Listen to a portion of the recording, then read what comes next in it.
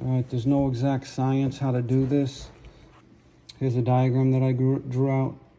This right here on the right, that's for the signal to noise ratio, and this one is for the gain control. Now you don't want to turn these a lot. You want to turn them slow. The gain control, when you turn it, you can see it dim or brighten, but when you're in a if it's not completely a dark room, when you go to adjust the signal to noise, you won't be able to see it as much. So you want to block as much light out as you can. Hold it against your lap or the table and block most of it, and then you can see it dim or brighten to adjust the signal to noise. This power supply I need to change. It's kind of no good. It's reading a little bit high. You apply 3 volts, it's reading 0.032 amps, which is kind of high. The average tube, some of them you can get them to turn on at 0.015 amps, but the average tube is over 20. Sweet spot is usually around 24, 25, 0.025 amps. And here we go, I'll show you. This is just something that I made to where I don't have to hold the contacts on there. I can just slide the tube in there, and then contacts will touch it.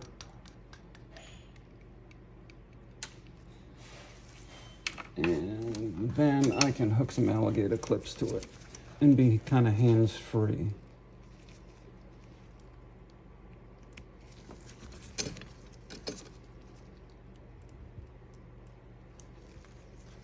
Okay, there we go.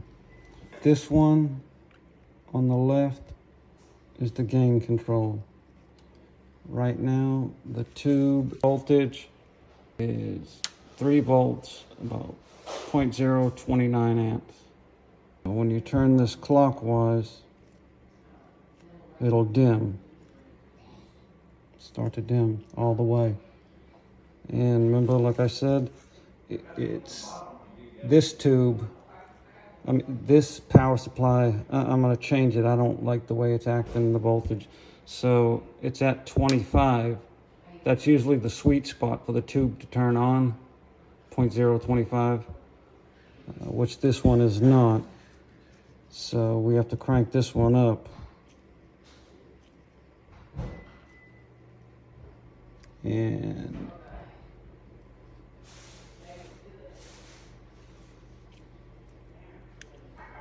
And it kind of maxes out. If you turn it slow, you can kind of tell when the gain maxes out. You know, right about there. And you don't want it maxed out because make your tube wear out quicker, from what I understand. Now that max is at about 0.030, 0.031, which is a little too high for my liking. I usually like them to be around 25.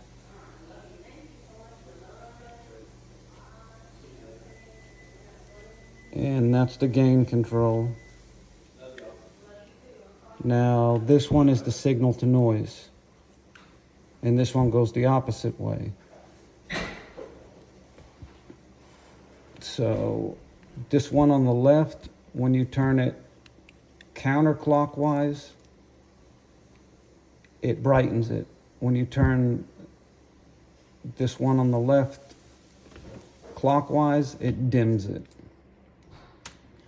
Now the one on the right, the signal to noise, when you turn that one clockwise, it brightens it, kind of turns the signal to noise up. When you turn it to the left, counterclockwise, it decreases it and dims it. Now sometimes you can't really see, like if you're turning it right now, you can't see too much of a difference. But if you block most of the light out,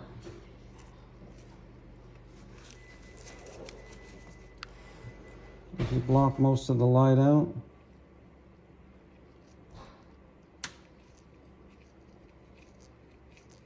you can see it start to dim. You see it? But if I allow the light, see, you can't tell.